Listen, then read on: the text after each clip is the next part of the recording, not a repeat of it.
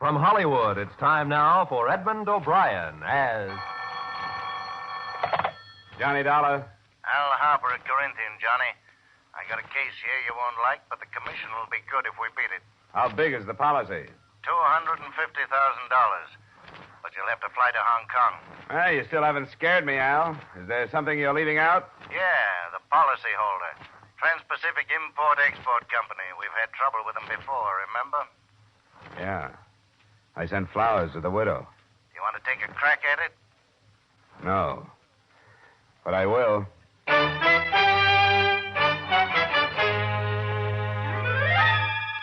Edmund O'Brien in another transcribed adventure, The Man with the Action-Packed Expense Account. America's fabulous freelance insurance investigator. Yours truly, Johnny Dollar.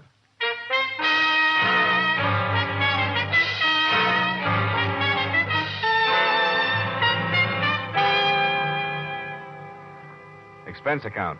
Submitted by Special Investigator Johnny Dollar to Home Office, Corinthian Liability and Risk, Hartford, Connecticut. The following is an accounting of my expenditures during investigation of the Trans-Pacific Import-Export Company, South China Branch. Expense account item 1, $1,200, fare and incidental expenses between Hartford and Hong Kong.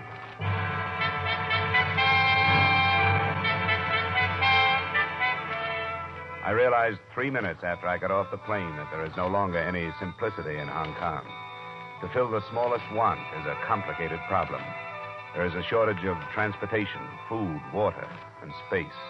Both the island and the city of Kowloon on the mainland have been swamped by the flood of millions of refugees moving out of the interior. I fought my way through the jammed streets and to the offices of the American consul. Oh, yes. It's true. Life is very difficult here. Where are they all going? Many of them don't know. Where is there for them to go? Well, what do they do? How do they stay alive? Many of them don't. Yes, sir? The gentleman from the States. Oh, yes, sir. Mr. Dollar. Would you send him in, please? Yes, sir. Mr. Grover is ready to speak with you. Thank you. Hartford, Connecticut, eh? Sounds foreign. I suppose it would. It's a pleasure, Mr. Dollar. Grover. Insurance investigation, eh? Here, sit down. Well, I don't suppose my problem will seem very important out here. Yeah, I was thinking the very same thing. It's always the case. On the fringe of war, very few individual problems are important, nor are the individuals themselves. I trust you will keep that in mind while you are here. Hey, now then, what is your errand? The Trans-Pacific Import-Export Company. Oh, yes. Will Meadows' firm on the mainland, destroyed by fire last month. 100%, according to the claim he sent the company that hired me. $200,000. Do you know this, William Meadows? I've met him at the American Club now and again. The company isn't satisfied with the report on the cause of that fire. It was blamed on vandalism. Vandalism has become quite a popular pastime across in Kowloon, especially. I take it you suspect fraud. Well, Trans-Pacific had a branch in Shanghai. When the war closed in on them up there, the same thing happened. They came out far better by collecting on the insurance than they would have by standing the expense of liquidating. I suppose coincidence won't quite do, will it? What do you want from this office, Dollar? Oh, I'd appreciate some phone calls or letters that would get me some support from the fire brigade and the police. So we're back to the individual problem. But I'll do the best I can. Thank you, Mr. Grover. I won't take up any more of your time. Let me know how you make out. Have you found a place to stay? No, not yet. Well, don't bother with the accidental places. They're jammed. But speak with my receptionist, Mr. Vedras. Yeah, I saw on the way in. Vedras? I thought she was Chinese. Half. Her father is Portuguese. He has accommodations about halfway up the peak on Singwong. Charming girl. Nice people. Oh, good. I'll ask her. And thanks again. Oh, Dollar, just a matter of interest. The case in Shanghai. You say the insurance company was forced to meet the claim there? That's right. The investigator they sent over was killed before he could build the case. Oh? They blamed his death on war conditions, too. Said he was robbed and knifed by starving refugees. Nobody had time to dig up the truth.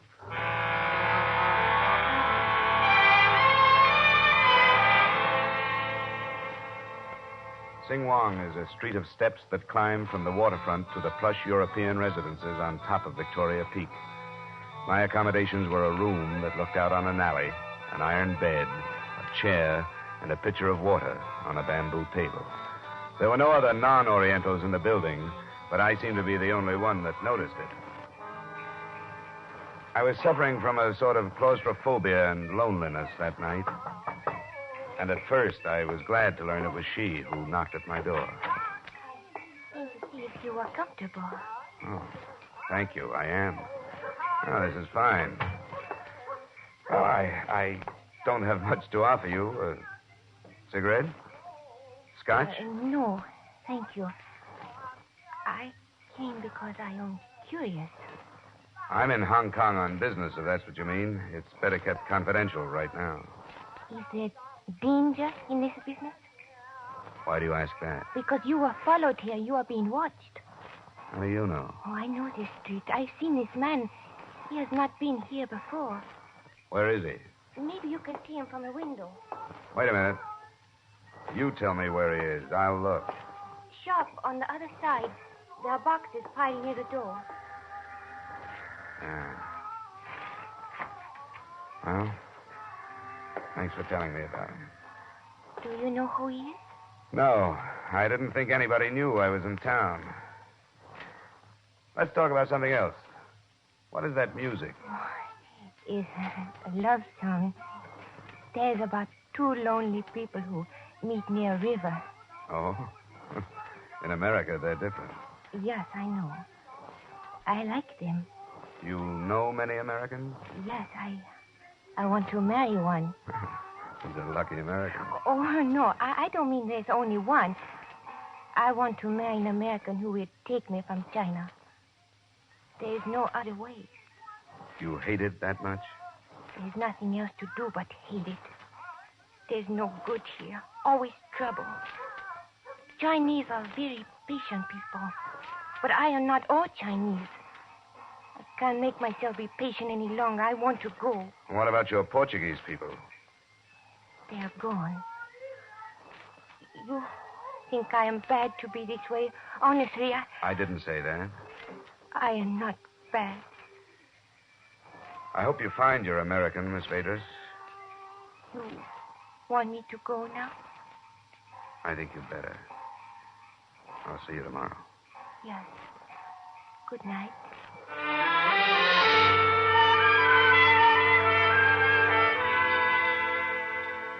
Three things interfered with sleep that night. The watcher who was still at a station across the street when I turned out my light, the pleading in the eyes of the girl, and the smells and sounds that drifted into me from the restless, crowded city. It was 4 a.m. before I dropped off. And at 10, I was walking up the gravel drive that led to the residence of Mr. William Meadow. The watcher had changed, but I was still being followed.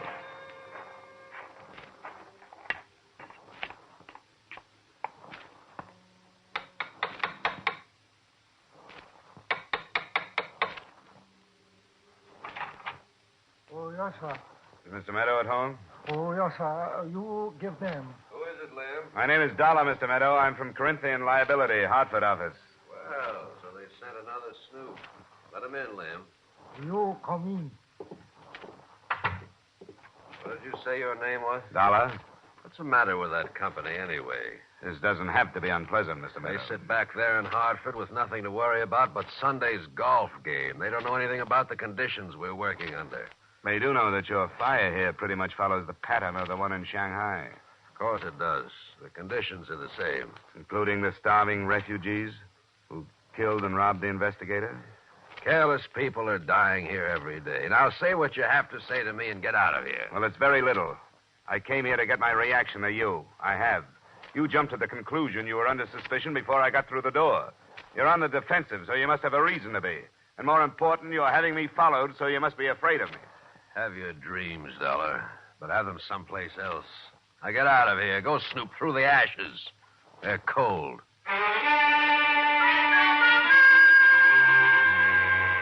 Expense account item 2, approximately $4 American taxi and rickshaw fares. Legwork is strenuous enough in a familiar city. In Hong Kong, it took me the whole afternoon to locate 3 people who had worked in the office of the Trans-Pacific Company.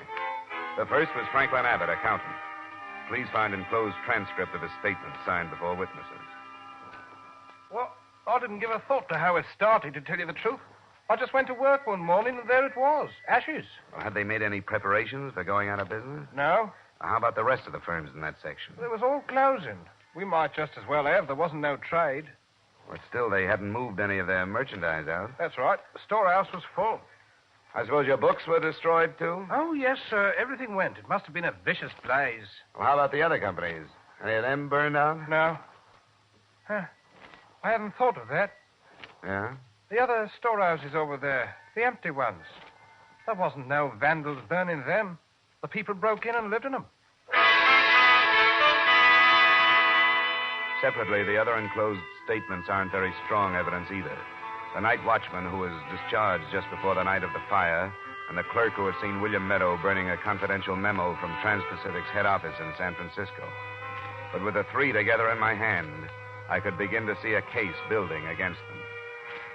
I was dog-tired that night when I climbed the steps of my Sing-Wong Street to my hotel.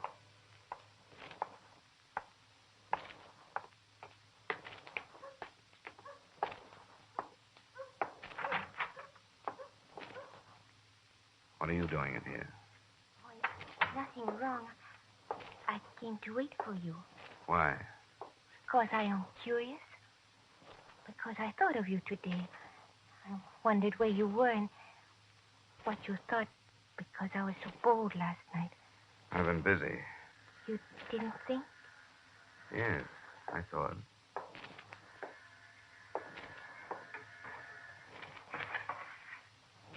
Is he still watching? A different one. But still watching. Are you frightened? I don't know. It's nerve-wracking. I've been followed all day. Are you a criminal? No. But you're right, I'm acting like one. Because I feel uneasy in your city. And I'm trying to do a job another man tried to do in Shanghai and got himself killed. I will not ask any more. If that hadn't happened, I could take you someplace tonight, be with people. I can't take a chance. I have to stay here in my room and hide. Oh, I don't want to go anywhere. Because if I can keep myself alive, I might be able to save $250,000 for a company with $50 million in declared assets. Now let's talk about you. I'm glad you waited for me.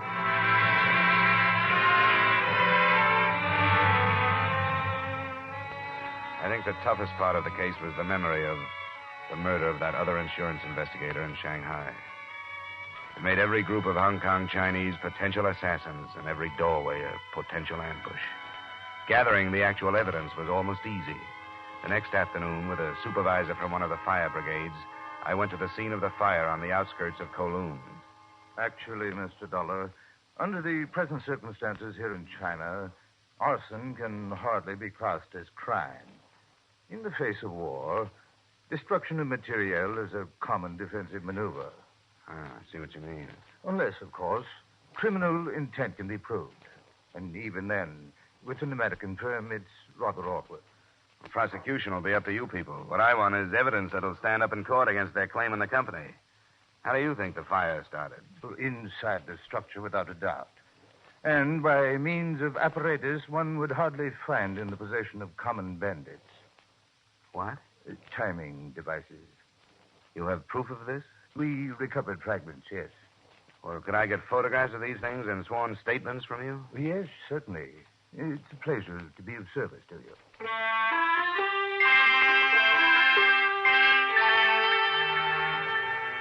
Expense account item 3, approximately $45 American. A case of scotch in lieu of payment for the photo lab and clerical work the supervisor and his men did for me. By the time we were through, the company, at least, was protected. Pictures and photostats of all the statements had been posted to the Hartford office.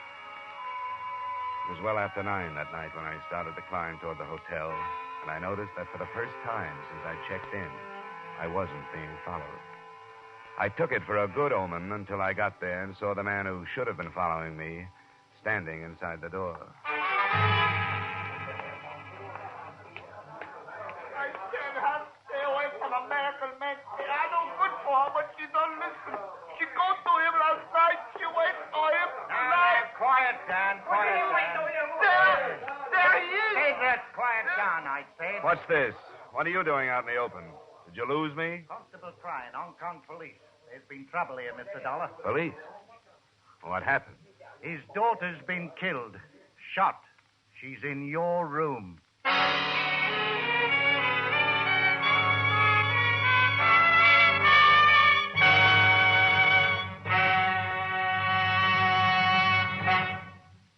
One of your longtime mystery favorites, Philip Marlowe, is now heard on CBS on Friday nights. Philip Marlowe, Up for Parole, and Songs for Sale. That's the lineup of fine shows for Friday now on most of these same CBS stations. Hear them this Friday, hear them every Friday on CBS. The Adventures of Philip Marlowe, Up for Parole, and Songs for Sale. Now with our star Edmund O'Brien, we return you to the second act of Yours Truly, Johnny Dollar.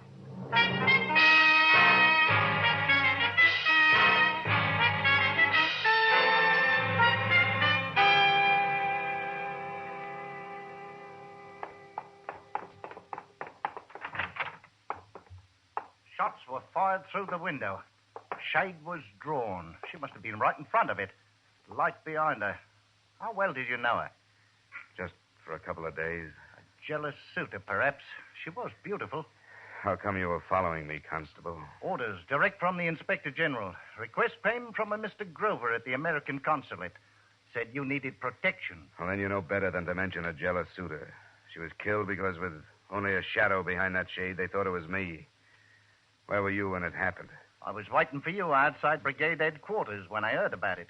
When did it happen? No more than 15 minutes ago. 15 minutes.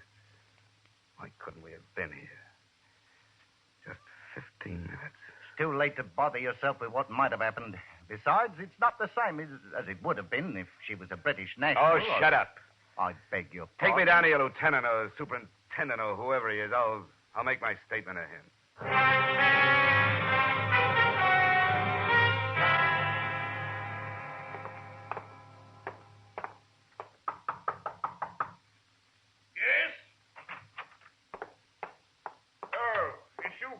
Good evening, sir. This is the American chap, Mr. Dollar. Oh, yes. Superintendent Clyde. Pleasure to meet you, sir. Thank you. I want to make a statement on the Vadrus shooting. Vadrus? I don't think it's got to you yet, sir. What with all of them these days?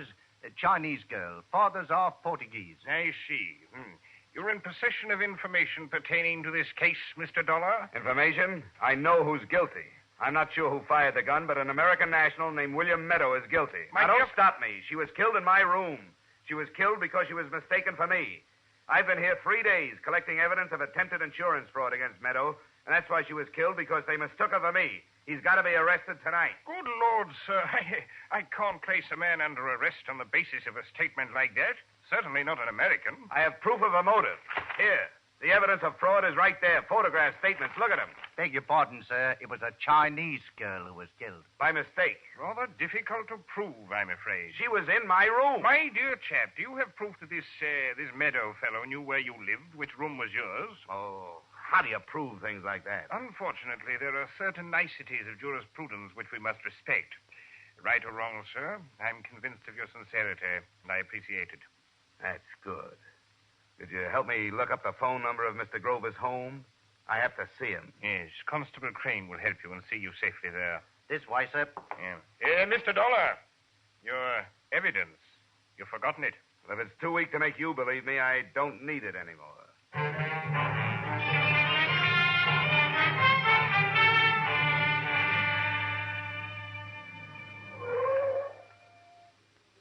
Here we are, sir. Will you be with Mr. Grover long? I don't know. I'll wait in the car and get a breath of air. Beastly hot tonight.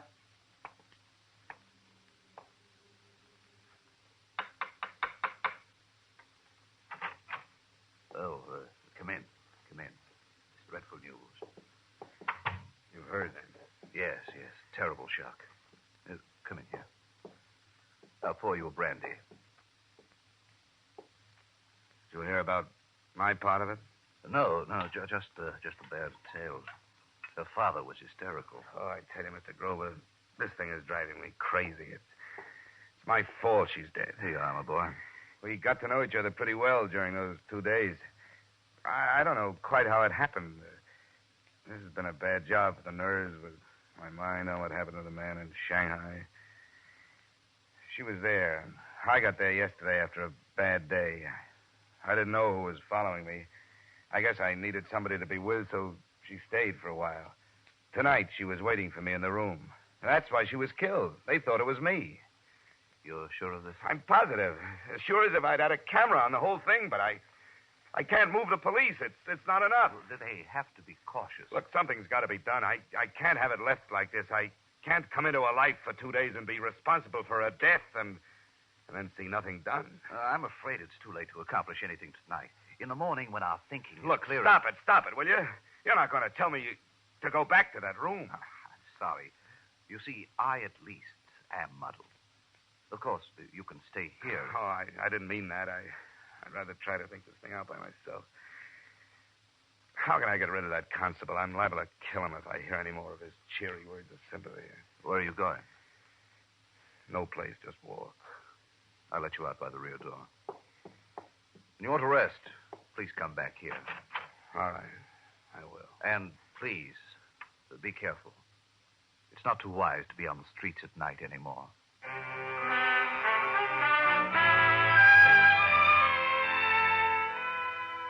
It's a picture I'll never walk out of my mind. The girl who had wanted to leave China, lying with her head on one arm, as though she were asleep. I don't think I knew I would when I left Grover, but I did go back to the hotel and into the room. Her body was gone, but there were chalk marks on the floor where she'd lain. I transferred an automatic from my luggage to a coat pocket. Then I walked some more.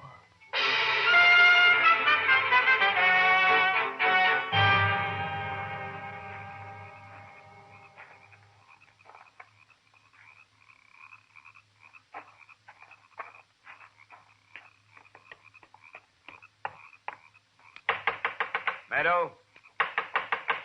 Oh, who is it? Mr. Dollar, I was here yesterday. Let me in. You wait.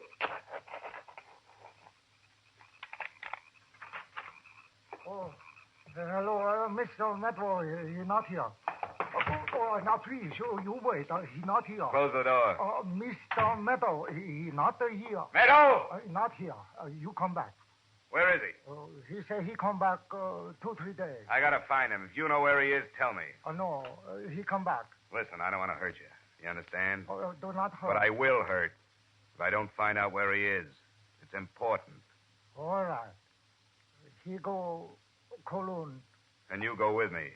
If he's not there, then I hurt. I've got to find him. Where is he? All right, I tell you. Repulse Bay. What? Repulse Bay. Repulse Bay. On the other side of the island. Where the big hotel is? Oh, yes. He's there. I can call there on the telephone? Oh, yes. Is he at the hotel? No. He has a cottage. Number 7. Last one. Where's the telephone? Please. You not tell her you learn he there. The telephone.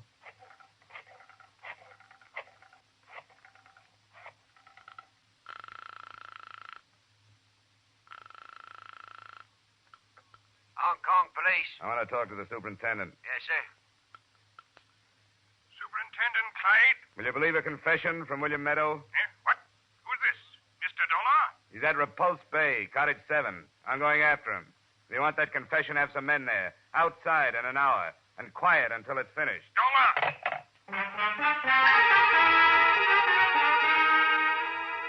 The taxi got me there in 40 minutes. I was a few yards in front of his cottage when the police car slid without lights and cut motors.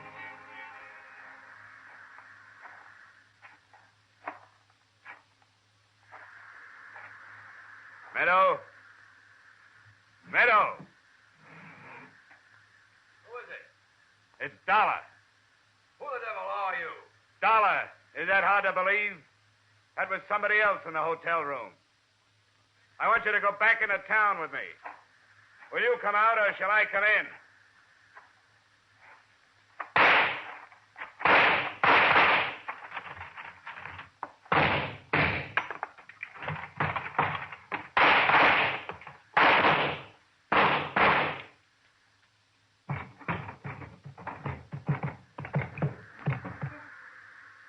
Meadow?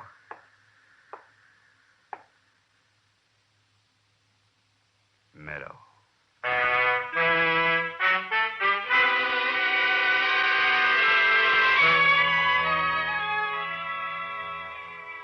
I don't suppose it could be called hewing to the niceties of jurisprudence.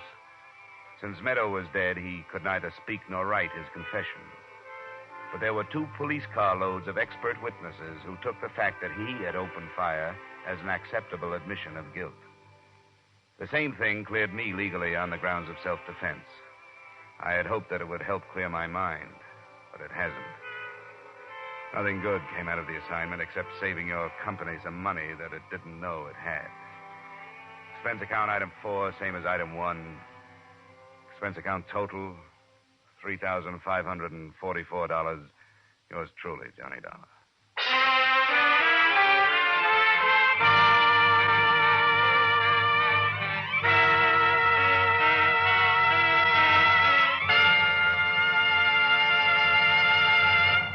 Yours truly, Johnny Dollar, stars Edmund O'Brien in the title role and is written by Gil Dowd and David Ellis, with music composed and conducted by Leith Stevens. Edmund O'Brien may currently be seen starring in the Columbia Pictures production 711 Ocean Drive. Featured in tonight's cast were Tudor Owen, Lillian Baeff, Hy Averback, Robert Griffin, Hal March, and Dan O'Herlihy. Yours truly, Johnny Dollar, is produced and directed by Jaime Del Valle.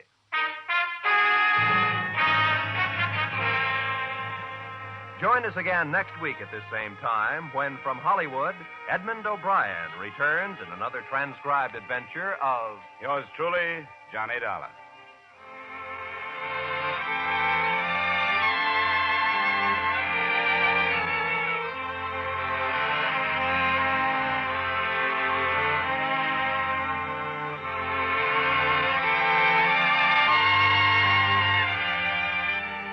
Every Thursday night, CBS brings you a top Hollywood star in a new radio play on the Hollywood Theater. Comedy and melodrama, fantasy and mystery. The dramatic fare on the Hollywood Theater is highly varied and always good entertainment. Stay tuned now for the Hollywood Theater, which follows over most of these same CBS stations.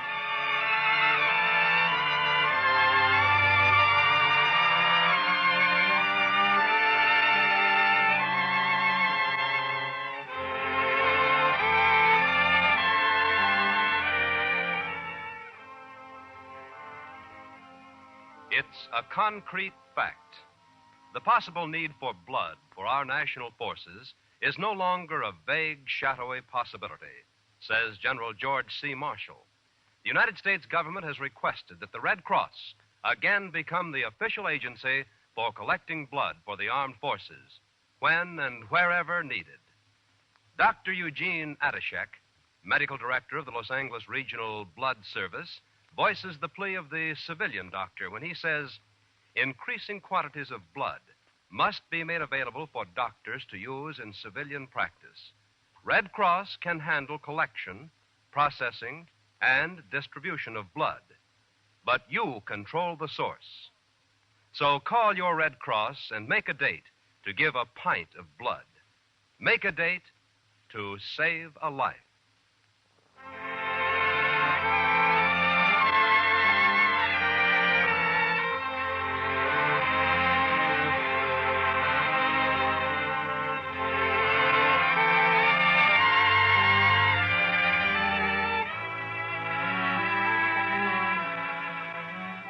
This is CBS, where Philip Marlowe takes the case every Friday night.